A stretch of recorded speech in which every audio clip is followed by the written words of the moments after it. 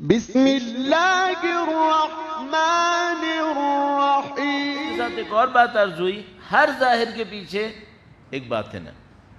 ظاہر پہ نہیں رکیں، باطن تک جائیں، دین کی تعلیمات کو اس باطن میں دیکھیں۔ مثال، دنیا کی کوئی بھی نعمت ملے، اچھا بولنے والے جنرلائزیشن کے ماہر ہوتے ہیں، ساری دنیا میں ایک دم کہہ دیتے ہیں یہ سوچے بغیر کہ بھئی ساری دنیا بہت بڑی ہوتی ہے۔ مثلا کوئی آپ کے ہاں پاکستان میں ایک پل بنا ہوا دیکھے تو وہ کھٹ سے کہہ دے گا ایشیا کا سب سے بڑا پل ہے۔ اچھا تمہیں پتہ ہے ایشیا میں کون کون سے ملک ہیں، کتنے پل بنے؟ نہیں، تو پھر جنرلائزیشن کیوں کی؟ یوں ہی بولنے کی۔ اب میں نے کیا کر دیا؟ میں نے جنرلائزیشن کر دی، دنیا کی ساری نعمتیں۔ اب کوئی مجھ سے کہے تمہیں پتہ ہے نعمتیں کتنی ہیں؟ نہیں، مجھے نہیں پتا، لیکن مجھے ایک قانون سمجھ میں آ رہا ہے۔ وہ کیا ہے؟ دنیا کی ساری نعمتیں اینڈ میں اگر ایک چیز نہ دیں تو وہ نعمت نہیں رہتی۔ کوئی بھی نعمت لے لو دنیا کی، دنیا کی ساری نعمتیں اگر اینڈ میں اس نعمت سے ہمیں سکون نہ ملے پھر وہ نعمت نہیں ہے، وہ پھر زحمت ہی زحمت ہے۔ مثال دینا کوئی مشکل کام نہیں ہے۔ آپ کو دنیا کا مہنگا ترین گھر مل جائے اور آپ کو کہہ دیا جائے کہ یہ آپ کا ہو گیا، اتنے سال کے لیے ہو گیا، سب کچھ ہو گیا، ایک شرط ہے، جب تک اس میں رہو گے سکون نہیں آئے گا۔ ہاں بھائی، شفٹ ہونے کو تیار ہے؟ ایک طالب علم تھا، ظاہراً مجھے یاد آتا ہے ایت اللہ مشکینی نے واقعہ سنایا تھا، کہنے کہ ایک طالب علم تھا، وہ کسی نے مثلاً کسی استاد نے کہا کہ بھئی جو خدا سے مانگو ملے گا، کیوں نہیں ملے گا؟ طریقہ یہ طریقہ یہ طریقہ۔ اس نے کہا کہ مولانا یہ طریقہ کنفرم ہے آقا؟ انہوں نے کہا ہاں کنفرم ہے، جو مانگتا ہے ملتا ہے۔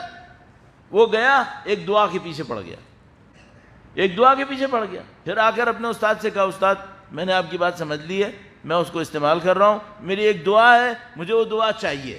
انہوں نے کہا مت کرو، کوئی ڈھنگ کی چیز مانگو، یہ کیا پاگل پنا ہے؟ کہنے لگا نہیں مجھے یہی چاہیے۔ کہا دیکھو میں تم کو ہوشیار کر رہا ہوں، نہیں کرو یہ کام، یہ تمہارے لیے فائدہ مند نہیں ہوگا۔ کیا چاہیے؟ مجھے مرسیڈیز بینز چاہیے۔ قوم کا طالب علم جس کا شہریہ 20 تاریخ تک نہیں چلتا، وہ ایک عبادت کا عمل کر کے خدا سے کیا کہہ رہا ہے؟ مجھے مرسیڈیز بینز چاہیے۔ ایرانی اس کو بینز کہتے ہیں، ہم لوگ مرسیڈیز کہتے ہیں، کیونکہ ایرانیوں کے اس کے کارخانے میں شیئر تھے تو ایران میں بنتی تھی، وہاں سب سے بڑی گاڑی وہی سمجھی جاتی تھی۔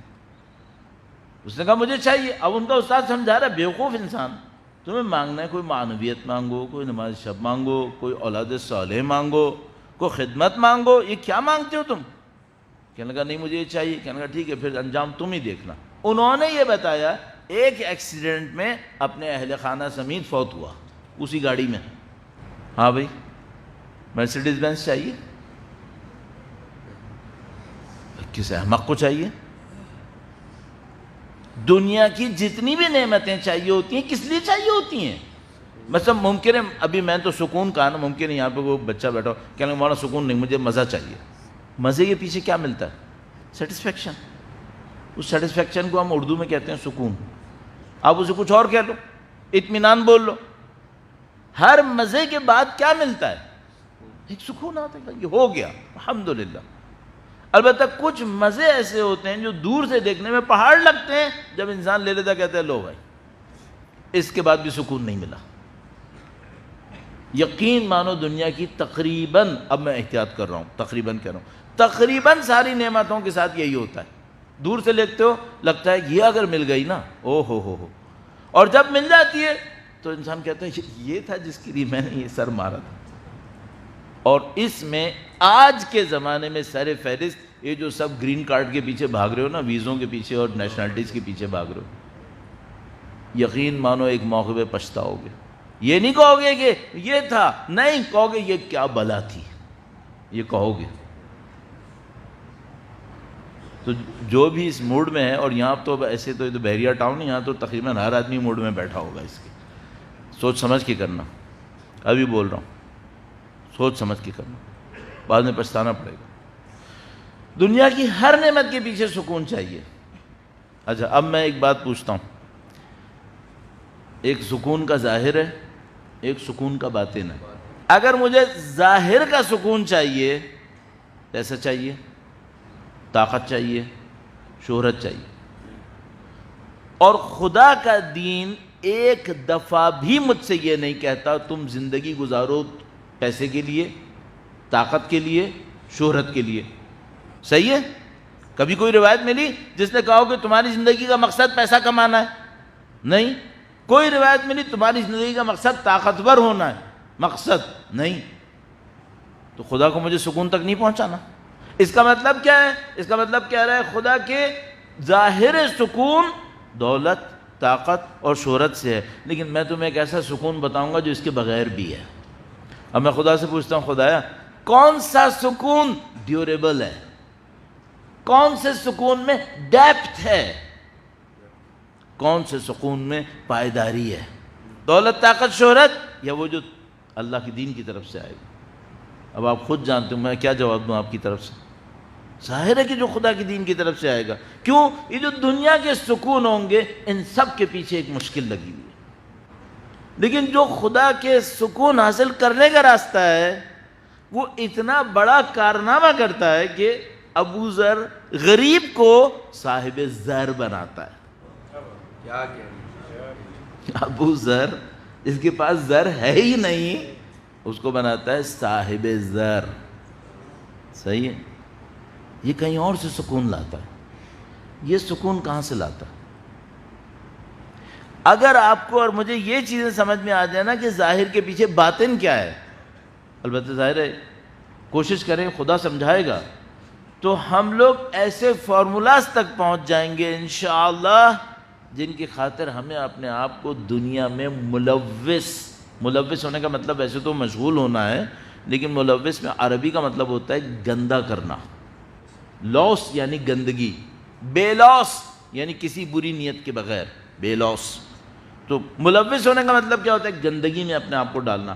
تو اگر ہمیں یہ پتہ چل جائے کہ خدا جو ہمیں سکون دینے والا ہے وہ کیسے دینے والا ہے، تو ہمیں گندگی دنیا کے اندر اس کے لاس میں اپنے آپ کو ملوث نہیں کرنا ہوگا، پھر بھی سکون ملے گا، پھر بھی سکون ملے گا. صحیح؟ اس فارمولے کو تھوڑا سا ٹچ کرتے ہوئے آج یہیں بھی اختتام پذیر کرتے ہیں. درود بھیجے گا محمد و آل محمد پر. صلی علی محمد. آج دنیا کے ہر فارمولے میں، پھر میں نے جنرلائزیشن کر دیا لیکن یہ صحیح ہے، دنیا کے ہر فارمولے میں لینا ہوتا ہے. اللہ کے تقریباً تمام فارمولوں میں لینا ہوتا ہے. یہ سب سے بڑا فرق ہے. لینے میں یہ چانس ہے کہ حق لیاؤ یا باطل لیاؤ.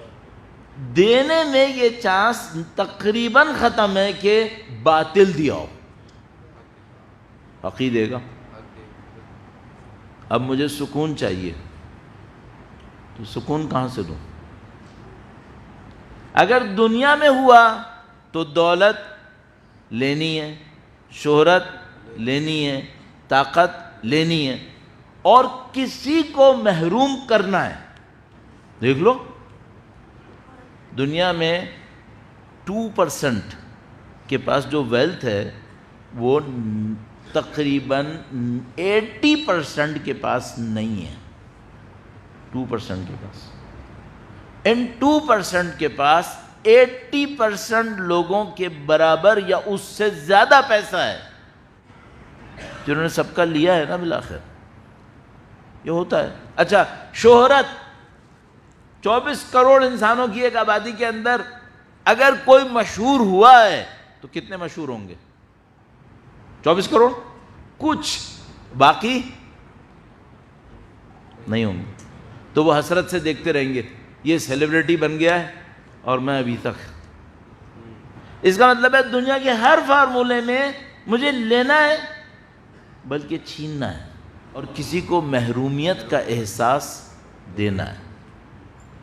پیسہ لوں گا، اس کی جیب خالی کروں گا، نہیں بھی میں نے جان بوجھ کے خالی کیا ہو نا تب بھی وہ بیچارہ کوڑتا رہے گا اس کے پاس یہ گاڑی ہے میرے پاس دیکھو کیا ہے. شہرت لوں گا اور وہ کہے گا لو بھائی یہ سیلیبریٹی دیکھو.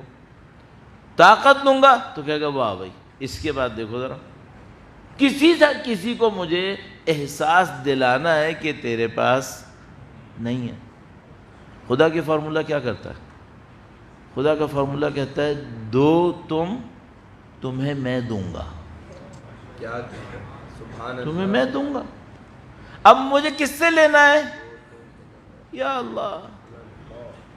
اس کے خزانے میں دینے پہ کمی آتی ہے؟ اگر میں لوں تو کوئی اور محروم ہوگا؟ نہیں.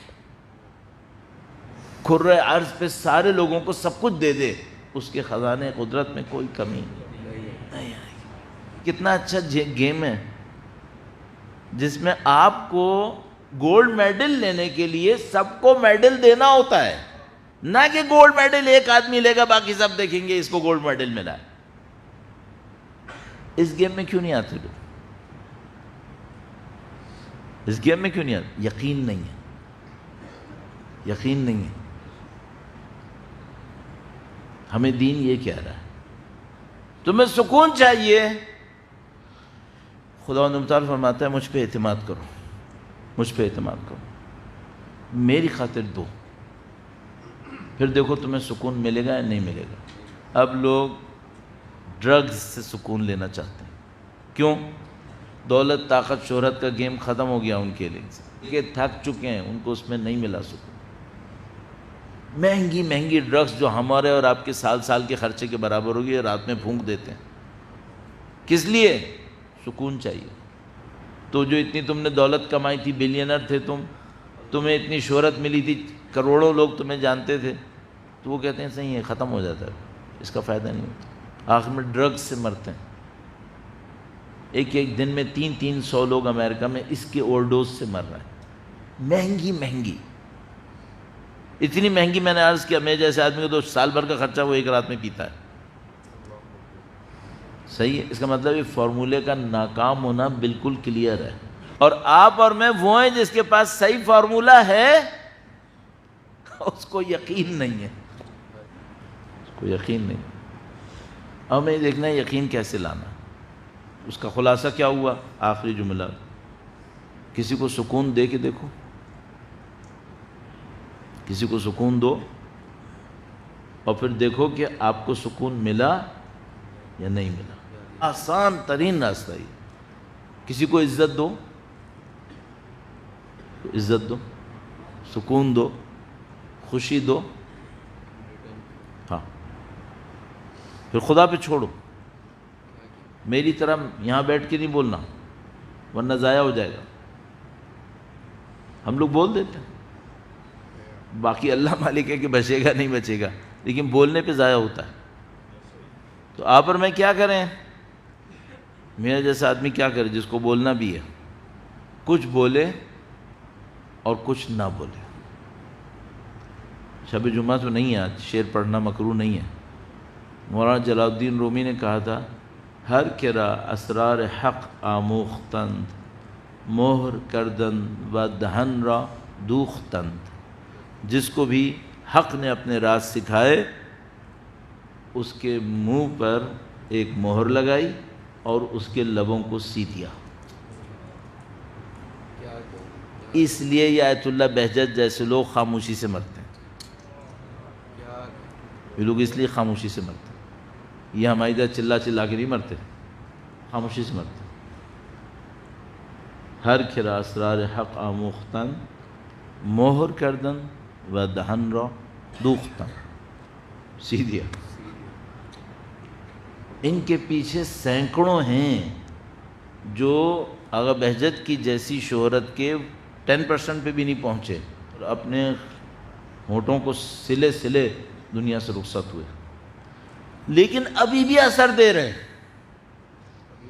ابھی بھی اثر دے رہے. یہ عجیب, مجھے سمجھ میں آیا ابھی ایسے سوچ کر, وہ یہ کہ جو دنیا میں زیادہ مظلومی میں مرا ہے اس کا اثر اس سے کہیں زیادہ ہے جس کو دنیا میں مظلومیت نہیں جھیلنی پڑی. اس کے وجود کا اثر زیادہ ہے جس کو دنیا میں مظلومیت جھیلنی پڑی.